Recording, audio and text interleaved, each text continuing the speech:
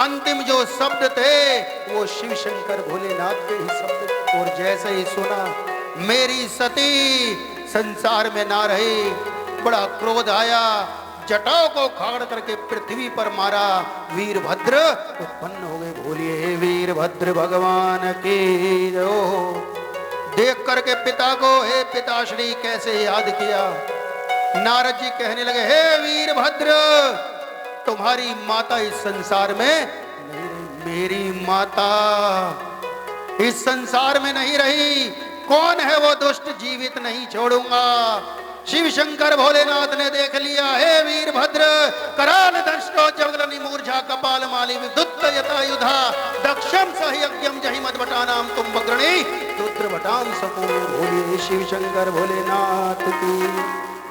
कराल दंष्टो जगलनि मूर्छा कपाल माली विद्युत यथायुधा दक्षम सहयज्ञम जहि मदभटानाम तुम बग्रणी रुद्रभटाम समूह।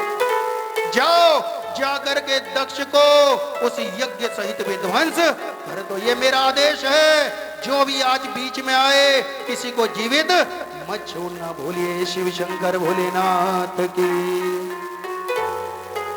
और जैसे ही सुना शिव शंकर भोलेनाथ के इन शब्दों को सुनकर के आज दूसरी ओर नंदीगण रुद्रगण क्या कहने लगे। जैसे ही चल दिया वीरभद्र, नमः पार्वती पते हर हर महादेव, हर हर महादेव, हर हर महादेव। बोलिए शंकर भगवान की। चल दिया वीरभद्र, मानो कोई तूफान आ रहा हो। आज गुरुदेव कथा को सुना रहे हैं। गुरुदेव के समक्ष कहने लगे, हे गुरुदेव आगे क्या हुआ, आगे की कथा सुनाइए। और कहने लगे, गुरुदेव सावधान होकर के बैठ जाओ, आगे की कथा मैं तुम्हें सुनाता हूं। चल दिया वीरभद्र, मानो कोई आंधी तूफान आ रहा हो। दूर से ही देख करके कहने लगे, ये तूफान कहां से आ रहा है। अरे तूफान नहीं, ये मेरा काल बन करके आ रहा है। ये शिव शंकर भोलेनाथ के द्वारा भेजा गया हमारा काल। और जैसे ही गए, आज जाकर के वीरभद्र ने घेर लिया। घेर डालो, मार डालो, काट डालो, कोई भी बच करके ना जा पाए। और जैसे ही आज वीरभद्र चले, कोई भी बच करके जाना नहीं चाहिए। और बंधु आज तो जाकर के नंदीगण रुद्रगण जो भोजन सामग्री सब फैला दी, पल्लियां उखाड़ दी, पूरा जो पांडाल था उसे गिरा दिया। और क्या कहने लगे, नमः पार्वती पते हर हर महादेव, हर हर महादेव, हर हर महादेव, हर हर महादेव का गुणगान करते हुए जितना भी वो पांडाल था और भैया सभी गिरा दिया। सब भयभीत हो गए, डर गए, घबरा गए। अब इस काल से हमें कौन बचाएगा। सभी को दंड देने लगे। ऋषि पूषा के दांत तोड़ दिए, क्योंकि उपहास कर रहे थे। भग देवता के नेत्र फोड़ दिए। ये कौन है, ये भृगु महाराज। क्या अपराध है, यही यज्ञाचार्य। अच्छा, और दाढ़ी उखाड़ी और उखाड़ करके विध्वंस कर दी। क्यों, उसका भी एक तात्पर्य है। जब शिव शंकर भोलेनाथ सती माता का अपमान हुआ तो दाढ़ी पर हाथ घुमा घुमा करके उपवास होता है ना। दो की लड़ाई हो रही हो तो तीसरा बड़ा आनंद लेता है। बोलिए नारायण भगवान के। आनंदी तो ले रहे थे भग देवता हो, आंखों को घुमा घुमा करके हो आंख निकाल दी बाहर। ऋषि पूछा के दांत क्यों तोड़े, तात्पर्य होगा। दांत हंस रहे थे खिलखिला करके, हो घूसा मारा, दांत बाहर कर दिए। बोलिए नारायण भगवान के। क्यों हुआ, क्योंकि मेरे पिता का अपमान हुआ।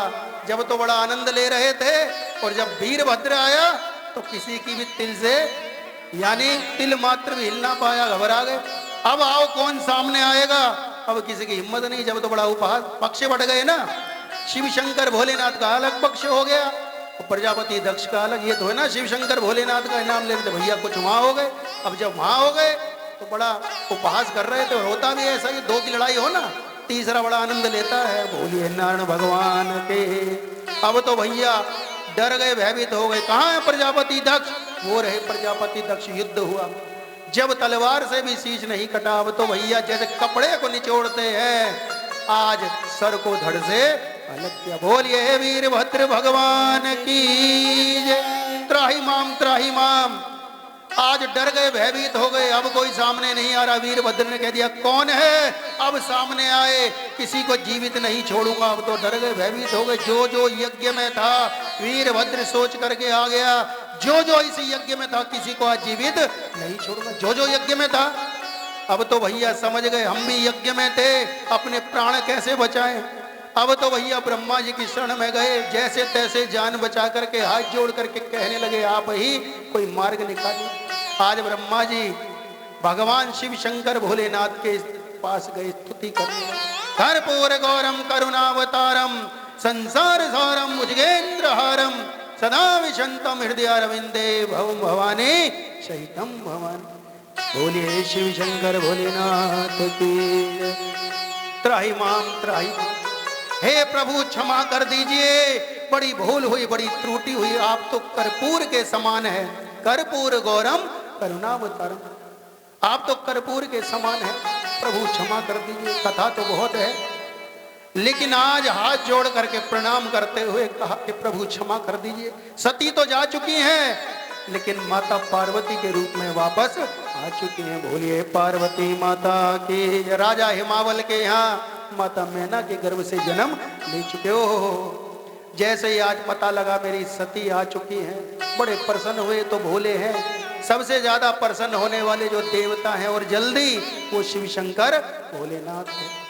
वैसे तो भोले हैं, लेकिन यदि क्रोध आ जाए तो फिर इनके सामने कोई नहीं आता। बोलिए नारायण भगवान की। ओह आज बड़े प्रसन्न हुए, सभी को यथावत किया। प्रसूति माता हाथ जोड़ करके अनुवाद करने लगी। मेरे पति का जो शीश है, माता आपके पति के शीश को तो नहीं ला सकते, लेकिन हाँ बकरे का शीश स्थापित कर सकते हैं। आज बकरे का शीश स्थापित किया, भगवान के चरणों में वंदन किया, बम बम का उच्चारण किया। यानी कहने का तात्पर्य भगवान से आज क्षमा याचना मांगनी। बोलिए शिव शंकर भोलेनाथ की। तो बंधुओं, आज कथा का तात्पर्य है कि आज भगवान ने सबू को यथावतु किया। और जैसे इस कथा को सुनाया, सुखदेव जी ने राजा परीक्षित को, सूत जी ने सोनक आदि ऋषियों को, तो प्रसन्न हुआ गुरुदेव।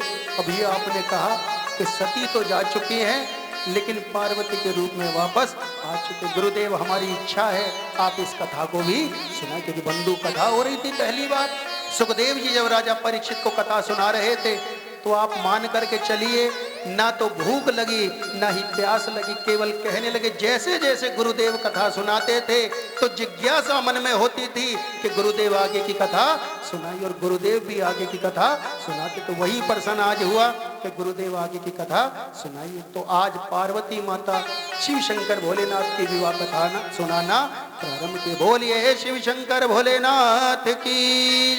कथा में चलेंगे बंधुओं। आज नारद जी नारायण नारायण करते हुए चल दिए राजा हिमावल के द्वार पर। श्रीमन नारायण नारायण नारायण